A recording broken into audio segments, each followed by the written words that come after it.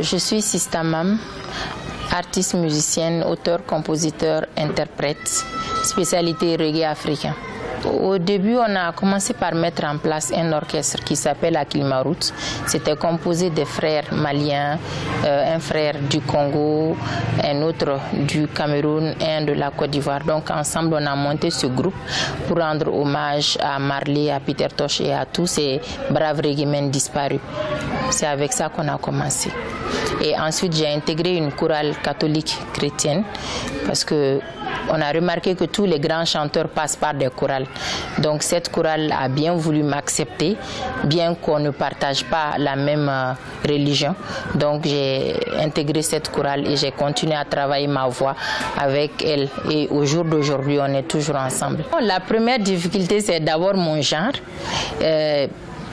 À ma connaissance, je suis la seule femme qui fait le reggae au Mali. Donc c'est un peu compliqué. En plus, l'image de Rastafari n'est pas bien perçue par nos populations.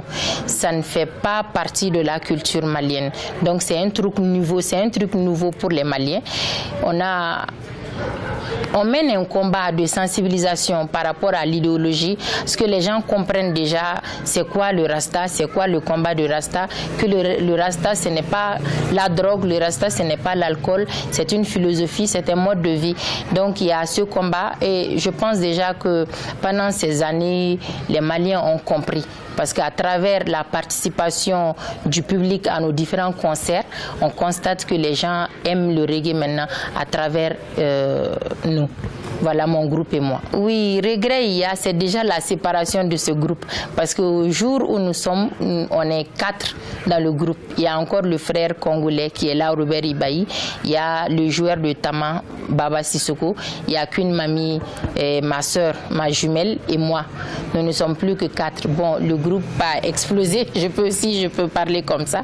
Il y en a qui sont partis à l'aventure, d'autres ont quitté le groupe. Voilà, et j'ai ce regret. Parce que je sais que si aujourd'hui Akilima Roots était resté ensemble, les Africains allaient dire autre chose de ce groupe-là. Parce que nous avons tous l'amour de la musique. J'ai sorti un premier single en 2006. Ça s'appelait Kambelimba. Et 2 ans après, j'ai fait un autre single avec le discours d'indépendance de la République du Mali à l'occasion du 49e anniversaire de l'indépendance du Mali. Et en 2010, finalement, j'ai sorti un album qui s'appelle Afrique. Donc ça, on peut dire que ma carrière a décollé en 2010 avec la sortie de mon premier album. Donc on a enregistré de nouveaux titres plus les anciens singles pour en faire un album. Et tout est parti de là.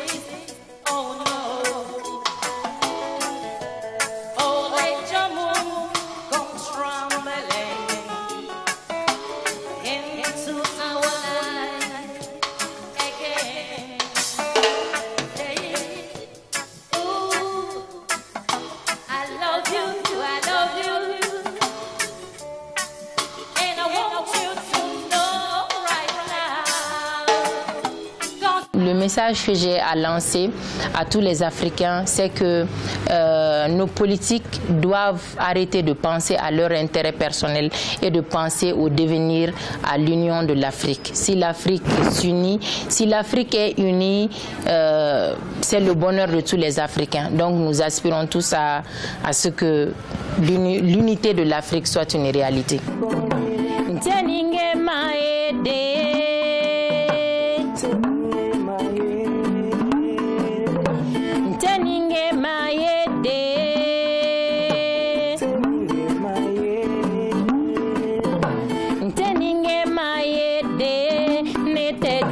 Juruta